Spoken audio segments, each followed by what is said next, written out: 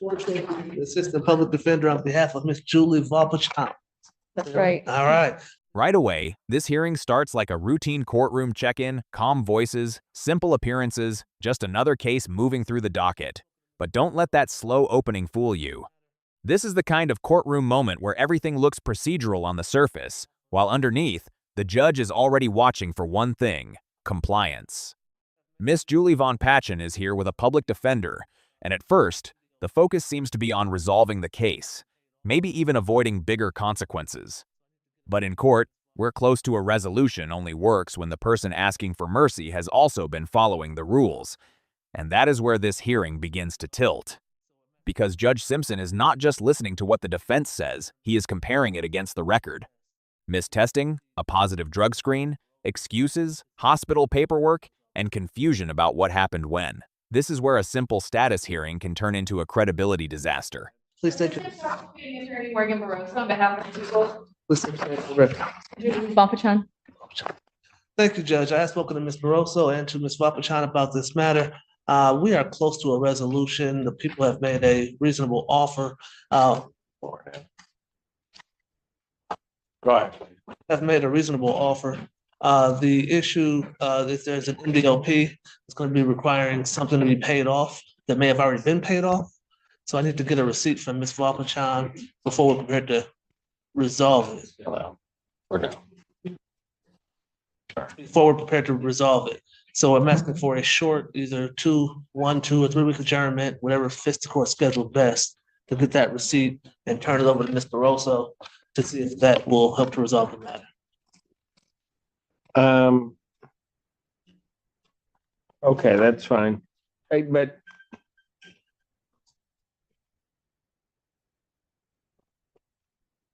there a reason why she hasn't been going to community corrections? I was sick. I was in the hospital. She missed, she had a court date scheduled for February 14th. That was also. No, I understand that, but she had missed to January 10th, she tested negative. January 19th, she missed. January 22nd, she missed. January 24th, she comes in, test positive for THC. And then she misses February 7th. And then misses February 9th. And according to this, was in the hospital on the 13th through the 15th. Okay. So I understand what the court said. She missed several tests. It sounds like in late January into February. And the only test that she then took for that period was positive. So I know she was in the hospital, which is why the February 14th court date was adjourned. Right, I have that one, Right. but she hasn't been testing. Okay. She did indicate that she went to go test today. They did not drop her. They told her to wait till after court. Yeah, because she hasn't been testing. Fair. And there it is. The first major problem lands right on the table. The defense is trying to explain that she went to test, but community corrections told her to wait until after court. Sounds helpful at first, right? But Judge Simpson immediately cuts through the fog. The reason they told her that is because she had not been testing. That changes the whole tone. This is not a technical misunderstanding anymore. This is a pattern. Missed test dates matter because testing is not optional when the court orders it. It is one of the main ways the court checks whether someone is complying with bond conditions or supervision terms. So when someone misses multiple dates, then shows up positive on the one test they do take, the judge is not going to treat that like a scheduling inconvenience. He is going to see it as avoidance. And here's the question for viewers. When someone misses several tests, should the court assume confusion or assume they knew exactly why they were avoiding them? And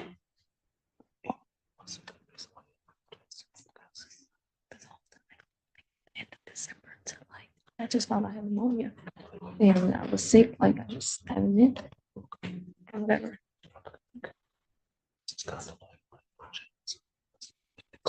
did you read this violation report? I did not, Judge.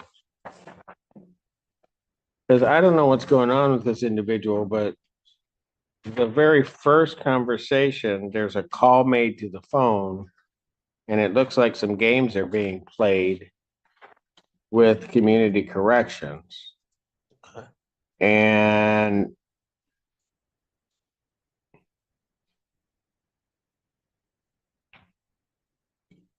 she tests positive for marijuana, but then indicates she doesn't have a MMC. She doesn't have a medical marijuana card.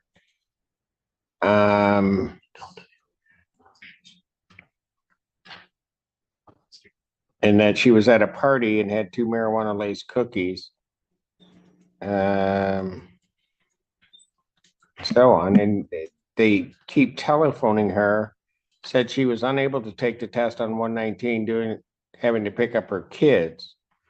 Then she reminded that they were open from 8 a.m. to 4:30 p.m., instructed to report to community correction on January 24th. She did, and that's when she tested positive. She hasn't given any on the February 15th, although the court has them. She didn't give any medical documentation to the 2 community corrections.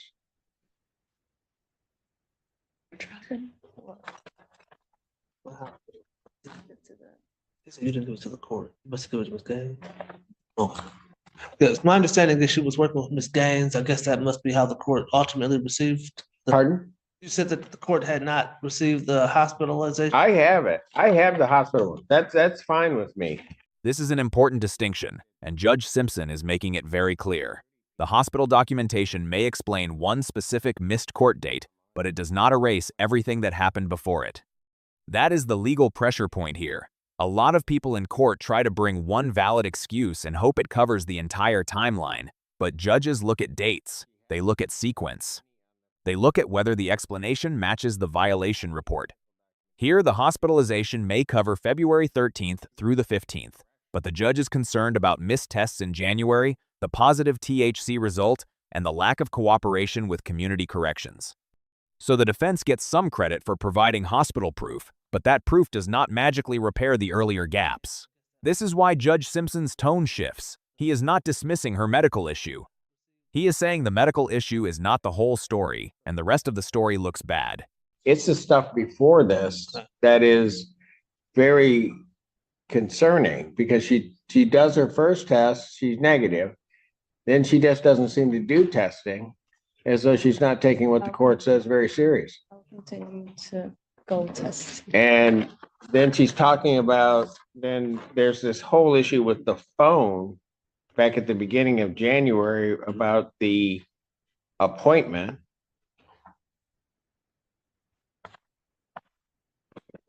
Obviously, I did not. And then she's talking about having to pick up her kids, and that's fine, except they reminded her that they're open from 8 to 4. Did I go to testing after that like she told me I could go the next day? And I believe I went that day, What day? the day after that I was supposed to pick my kids up. On the 24th, right? That's the only test you've done. Okay. You have it in front of you? You I want to see don't. my May I, copy? Judge? I Here. don't have it in my. I don't, but Thank you. no, I have not been tested. That, like, So, he wants to-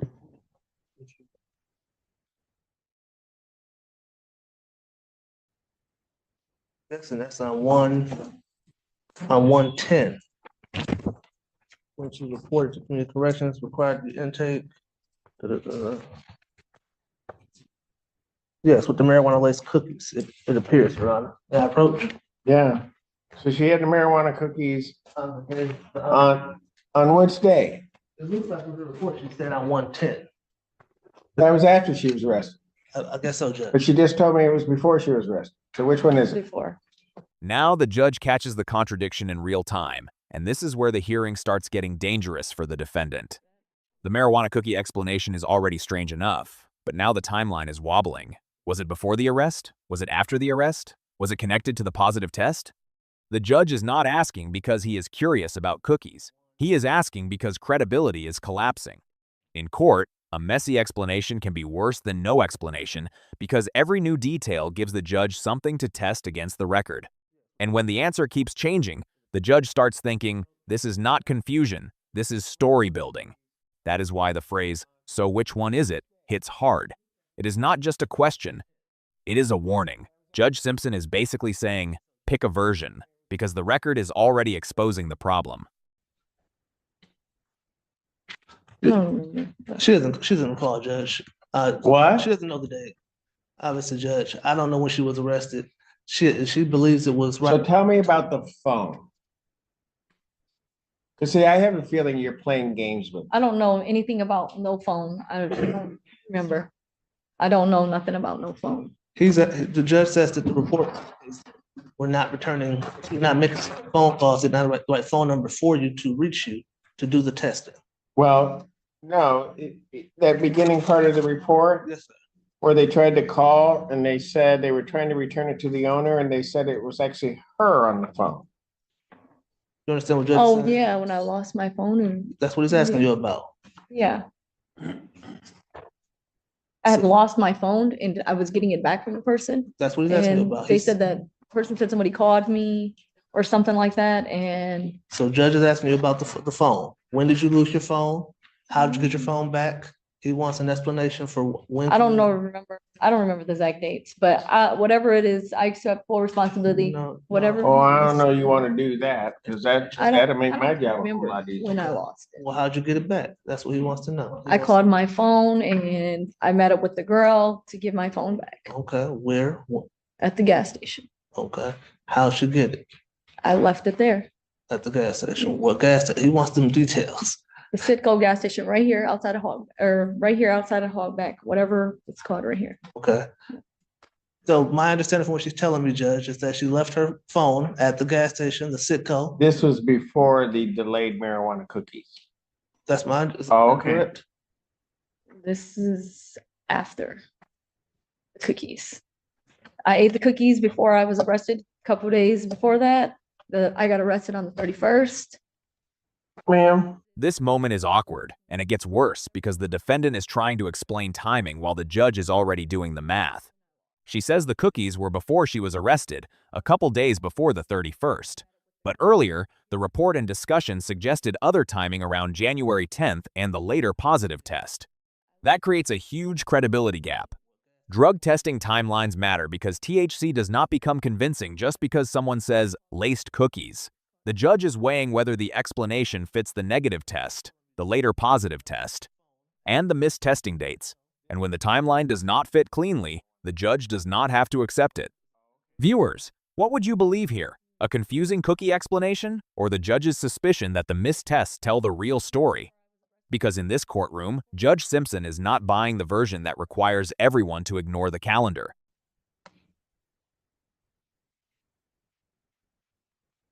You have laced cookies. Take a test, it shows up negative. Then 14 days later, we probably would have known before then. But 14 days later, then you take a test and that's when it shows up in your system. Judge is saying that it should have showed up immediately. That's what he's suggesting. Okay, So he wants to know how is that possible? I don't know. Was there another slip? That's what he wants to know. No, Were you around someone who could have been? Okay, look, here's the thing. Mr. Feaster, I realize you may be at a slight disadvantage because you don't have the report in front of you. Judge. I'm gonna give you my copy of the report. She can sit right in that last seat over there in the jury box. And I will call it back up when she has her story straight. Thank you, Judge. But if she's up here and she's lying to me, ma'am, I don't play that way. Right. So if you come up here lying to me and don't tell me the whole truth, because I can see exactly what's going on here. I'm not stupid. But if you come up here lying to me, you're gonna go. It's really simple. Have a seat right there. You said. Have a seat right, that last seat up there. May I borrow that again, Jim?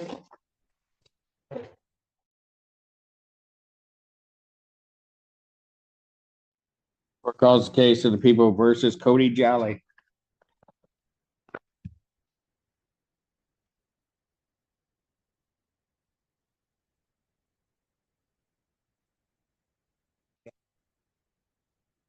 Hello, what's your name? Cody Lee Jolly. This is a sharp courtroom reset.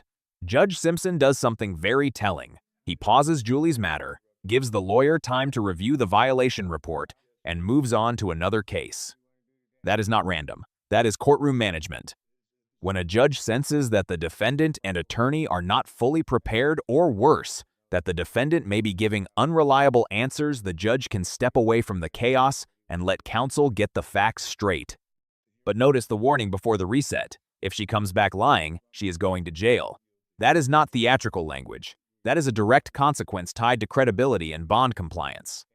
Then the court moves to Cody's case, and the mood changes, but the theme stays the same. The judge expects people to understand the seriousness of their own case. Whether it is testing violations or self-representation, Judge Simpson keeps returning to the same courtroom rule. Choices have consequences. There was no counsel appointed. How did that happen? I was representing myself. You're gonna represent yourself? Yes, Your Honor. Okay, so what do you want to do today? Is this pre-trial then? This is a probable cause conference. Probably. That concerns me if you don't know that and they're gonna represent Yeah, I'm yourself. gonna plead not guilty in this case. Okay, you already entered a plea. What are you gonna do with the hearing today? At the hearing today, Yes. I'm just gonna plead not guilty. Okay, that's you've done that. Right. So what do you want to do with this case? I mean, it's up to you. I'm not understanding. No, you're not. It's not up to me. You Pleading tell not me guilty, what you want to take it do. Pre-trial. Pardon? My hope was to take it to pre-trial. Well, the next stage would be a preliminary examination. Is that what you want? Yes, Your Honor. Do you know what that is? Yes, Your Honor. What is it? The preliminary hearing. Yeah. It's another case similar to this, and then there's other options. I'm seeking discovery, or if I'm seeking this, I'm seeking that. Oh, boy. For trial.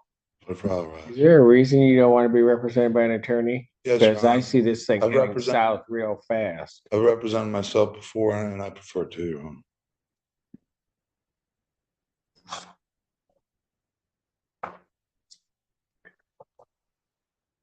Have you requested discovery?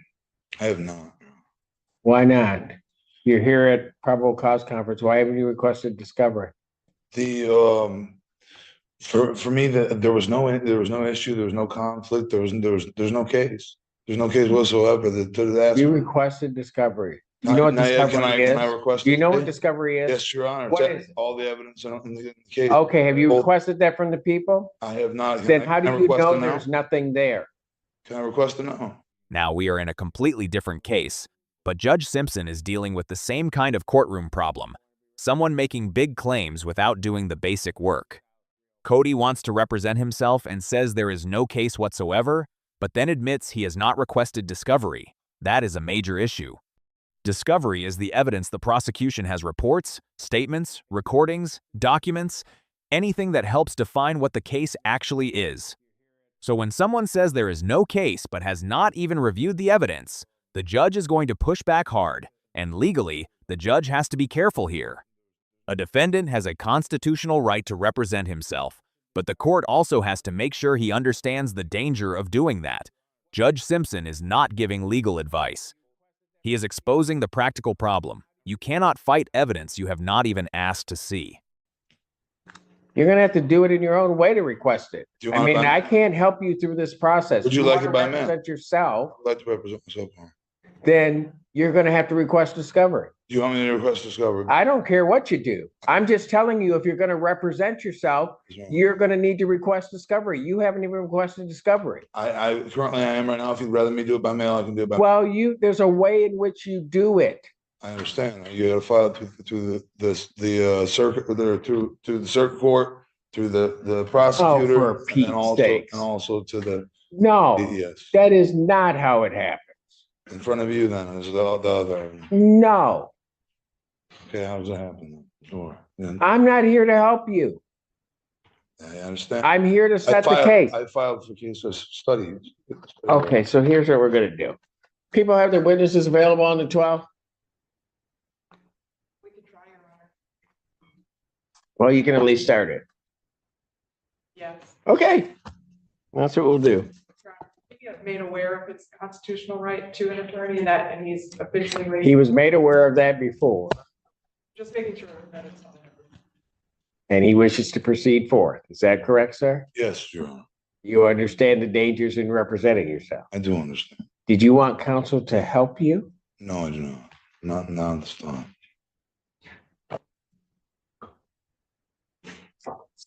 Your Honor, and just for the record, so that defendant is aware, he is charged with 2 counts of criminal sexual conduct.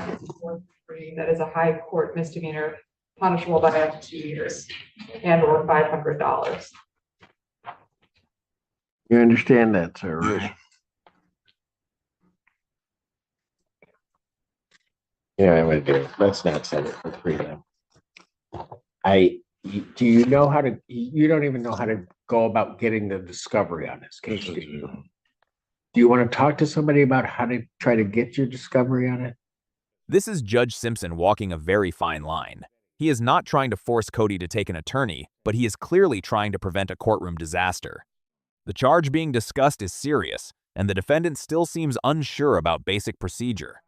When a judge says, in plain terms, you don't even know how to get discovery, that is not an insult for entertainment. It is a legal reality check. Discovery is the foundation of preparing a defense. Without it, a defendant can walk into a preliminary examination blind, not knowing what witnesses will say or what evidence the prosecution plans to use. And Judge Simpson is offering a practical off-ramp. Talk to someone who can at least explain the process. That is the drama here, not yelling, not theatrics, but a defendant insisting he can steer the ship while the judge can already see the iceberg ahead. I can honestly do it myself. If you'd like me to discover, I can file for discovery. You don't even know how to do that. Okay, Do you know what you do to get discovery? Before, usually when I file most, I file them by mail or in front of the judge, or I request it. Okay, look. Trying to offer you somebody to talk to so they can show you how to get your discovery. Yeah, but Would you like to do that? So how do you intend on getting your discovery? Because you file a motion and you haven't requested as a prosecutor, I'm not granting it. You're gonna be wasting everybody's time. okay, so if you don't accept it by mail or in front of you, in what way would you prefer me to file for the motion? Oh, for Pete's sakes. Every judge is different, so No, every judge in this county isn't different. Welcome to Washington. I've been in Washington, thank you. Fortunately. Yeah. Would you like somebody to help you at least tell you how to get discovery in this If case? someone wants to tell me, that'd be great, but I still prefer to represent myself. I don't care if you represent yourself. What's wrong? I'm asking you because you have no discovery. You're gonna walk into a preliminary Yes, examination if you and it's going to be a problem. right, if you prefer it to be. I don't Motion be care. filed I'm not, differently it's than not an myself. issue of my preference. Okay. I'm trying to get somebody to help you before you become an absolute disaster regarding this case. So I will make the offer again. Would you like to talk to somebody about how to get your discovery? I would love to talk to him anyway. Mr. Gaddy, will you please speak with this gentleman about how to get his discovery? I would appreciate it. Oh, I'm not passing. I'm just gonna give a new date. Oh, okay. Because it's not gonna come back up here before me, not today. I'll adjourn this matter to March 21st, 2023 for 9 a.m. At this point, Judge Simpson has heard enough to know this case is not ready to move forward cleanly. So instead of forcing the issue, he adjourns the matter and gives the defendant another date. But listen carefully to what just happened before this continuation. The judge repeatedly warned Cody that self-representation without understanding discovery procedures was going to create serious problems. And despite all that, Cody still insists on doing things his own way. That is why the judge's patience starts sounding thinner and thinner. Courtrooms are full of people who believe confidence equals preparation, but those are not the same thing. Judges see the difference immediately. Then, just before the hearing wraps, Cody raises another issue, the tether. Financial pressure, restrictions on movement, monitoring costs, all of that becomes part of the reality of being out on bond. But Judge Simpson shuts the request down instantly. Why? Because from the court's perspective, supervision conditions exist to manage risk, and nothing Cody said changed the judge's assessment. Bond will continue. Yes, Your Honor. I have a question for you, and I have a tether that's on that I can't afford. Is there any way that there was just because of stipulations of ROR? I'm wondering if it's possible to remove it. To remove the tether? Yes, Your Honor. Since I'm not a flight risk or anything, I'm just living in town. Denied. Yes, Your Honor. Thank you. Bond will continue. The case of the, Mr. Feaster here. People versus Julie Vampachon, I think. Ready again, Judge Torshell Feaster, Assistant Public Defender on behalf of Ms. Julie Von Pachan. And to my right at the podium, please state your name again for the record. Julie Vampachan. Thank you, Jeff, for giving us the opportunity to pass this matter so I could get a copy of the report and review it. I did talk to Ms. Barroso about this report. Our office did not receive a copy of it, so I did not have it. We didn't have it, so I apologize for that, Judge. No, it's okay. In going through the report with Ms. Vapachan, I do have some corrections, clarifications to the information I was providing previously, Judge. She does. Oh, so now she's going to tell the truth. Yes, Judge. Yes, Judge. Go ahead. Thank you, Judge. She did lose her phone at the Sunoco gas station at 3891 Platte. About 17. Just Is the Sunoco? the Sunoco. Not the Citgo. Sunoco, right? Whatever the one's right outside of here. Sunoco, I believe, what she believes it was, Judge. She says that that phone was recovered prior to her first meeting with Community Corrections when she got her phone back on 1/9 of 2024. She went to Sunoco. She paid $100 to a Black female who had her iPhone 10. Now we are back to Julie's hearing, and this is where the courtroom energy changes dramatically. Earlier, the judge openly questioned whether she was telling the truth. So the defense attorney comes back clearly, trying to clean up the timeline and clarify the story. The missing phone explanation gets more specific. Sunoco gas station, paying $100 to recover the phone, later repairs at the Apple store. Specific details can help credibility, but they can also backfire if they sound overly reconstructed after the fact. And Judge Simpson is listening very carefully for consistency. Because remember, this is no longer just about marijuana use or missed testing. This hearing has become about honesty. Once a judge believes someone may have lied in court, every new explanation gets tested harder. Every detail becomes suspect. And the defense attorney now has the difficult job of rebuilding trust while also admitting that the marijuana use was real. That phone did subsequently break. She took it and had it repaired or replaced at the iPhone store at Briarwood. She said that when she did report on the 10th, per the report, Judge, she indicated to Community Corrections that she did have a marijuana cookie, 2 marijuana cookies. And so she indicated that she didn't know she was going to be positive. And that's when she said, what do I do when my test comes back positive? However, that apparently did not metabolize in her system at the point of that test, but she thought that first test would have been positive, Judge. Okay, so the cookies now appeared on the 10th.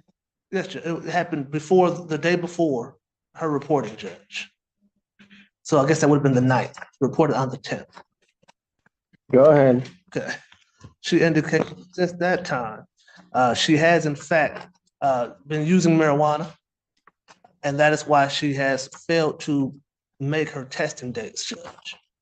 She indicates that she knew she was going to be positive on the 10th from the cookie, and she knew that subsequently she'd be positive from actual smoking of marijuana. So she missed those tests until she actually went in on 1/24 and tested and did have that positive result. She indicated that Her last time smoking would have been 2 days ago on Tuesday, the 27th, Judge. She indicates that she does not have an addiction and that she can stop smoking, but that she had not stopped at this point, and that she takes responsibility.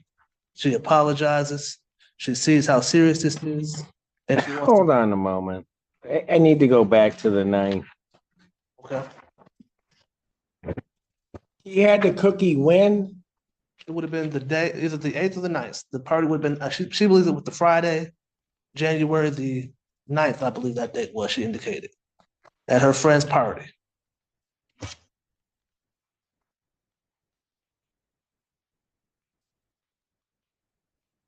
Obviously, When did she get out of jail? she got out on or about 12:30. Because community correction received this order for her testing on December 30th. On December 3rd? Yes, Judge. December 30th. It says new order received on 12/30/2023. Right. So that's when she would have been released, I assume, Judge. And she doesn't report until the 9th or the She- 10th. Correct, Judge. Why is she late reporting? Well, she didn't call initially, Judge. Why? She apparently didn't want to, Judge. Then she lost her phone on or about January 7th. Just trying to be honest with you, Judge, that's what happened. That may be one of the most damaging admissions in the entire hearing. The defense attorney is trying to be honest with the court, but what he is effectively saying is this: she did not report because she did not want to. That is devastating in a compliance case. Courts can sometimes work with mistakes, confusion, addiction struggles, even relapses. But openly choosing to ignore court instructions, that is where judges start thinking supervision is failing entirely. And notice how the explanation keeps stacking. First she avoided reporting, then she lost the phone, then she recovered it, then she ate the cookie, then she kept smoking marijuana afterward. From the judge's perspective, the excuses are no longer reducing responsibility, they are increasing concern, because the pattern now looks intentional. And viewers, this is where courtroom credibility becomes everything. Once the judge believes someone is making choices instead of mistakes, consequences usually get much harsher. Okay. On the 7th, she lost her phone. She recovered it on the 9th. She had that cookie. And then she reported on the 10th, Judge. Since that time, like I indicated, she has been smoking marijuana due to the stress of the situation. She's not denying that. And that's why she has failed to make subsequent reports aside from that January. So she just decided that she just was going to do it her way. She did, Judge. She did. And she's not denying that, Judge. Not now. But obviously, I've impressed upon her. So why did she go over the data test? My understanding, she spoke to Ms. Gaines, and Ms. Gaines told her she had some prior failures to report, and that she knew she had to go report. So she went today. So she's tried to actually comply, and I told her now how serious this is. I don't know if that was impressed upon. So she just started taking marijuana without a card in violation of the order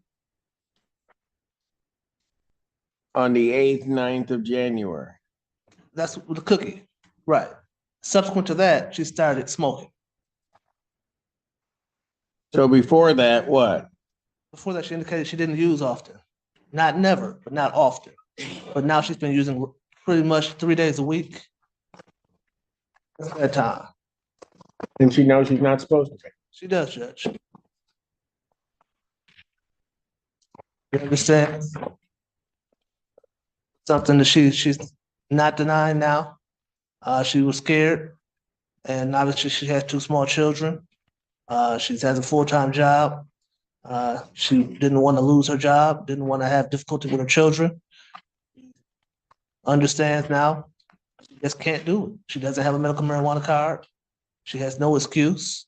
And she knows that, Your Honor's not playing about marijuana, not playing about following court orders. And she indicates that she is given the Well, opportunity. it's a court, and I'll tell you, it's the court gave her an order. Yes, Judge. And she decides that she just wants to not follow the court's order. Yes, Judge. Then she gets here, gets called on it when she was up here initially, and then it's just through you just lying to me.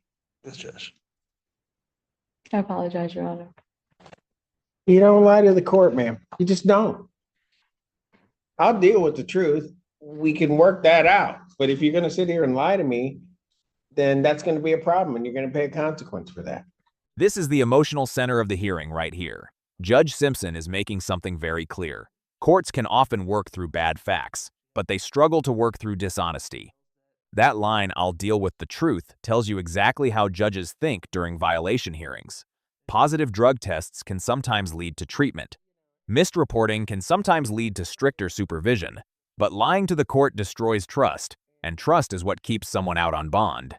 The defense attorney actually handles this moment carefully. He admits the problem, says he warned her about honesty, and tries to pivot toward accountability and treatment. That is smart lawyering. Instead of fighting the obvious, he starts building a mitigation argument: stress, children, employment, willingness to get help. But the problem is that the judge already believes she lied directly to him earlier, and once that happens, rebuilding credibility becomes extremely difficult. That's what I told her in the box, Judge. When I sat down with her, I told her that she has to be straight with you. The truth, you generally work with people. Okay, that she apologized and she's sorry. That she wanted me to tell you what was going on, how she got to this point. She said she's had difficulty dealing with the stress of the situation. She's looking forward to getting this resolved. The prosecutor did make her a very reasonable offer. We're just trying to get proof of that payment for the destruction of the broken window to try to get these pled out. But obviously, she needs some help. She's not afraid to go to treatment if the court thinks she needs treatment, but she believes she can quit. And in 30 days from Tuesday's date, this should be all out of her system completely, because Tuesday was the last time she would have used, Your Honor.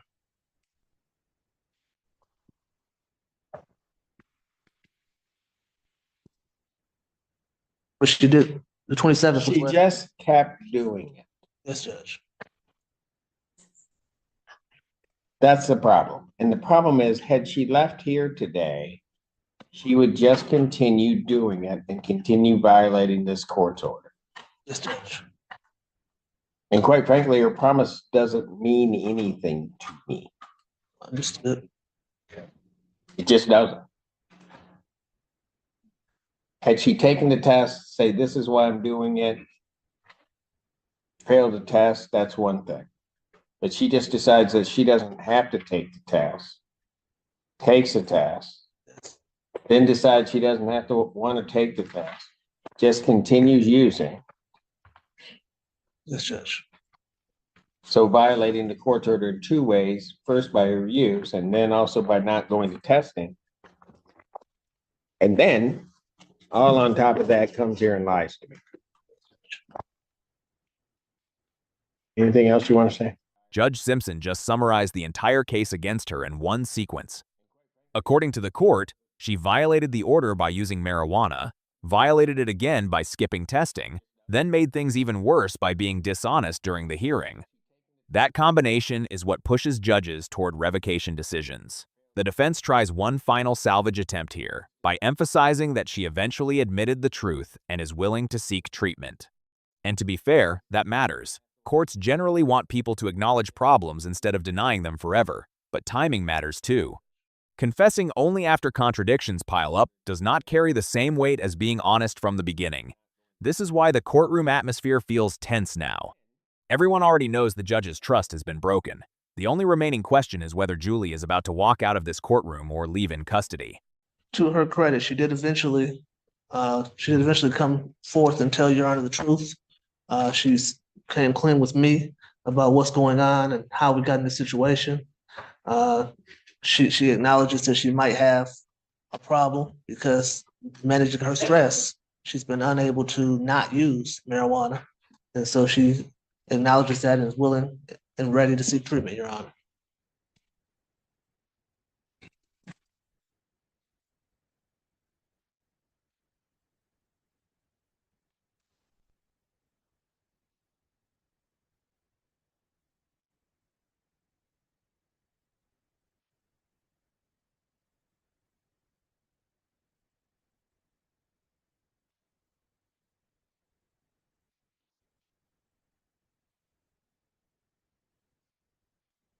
Your screen is locked on your phone. How is somebody else using your phone? My screen. They can answer calls still. Can they call out? No, and they did. So I don't believe the phone thing either, even now, as you're saying.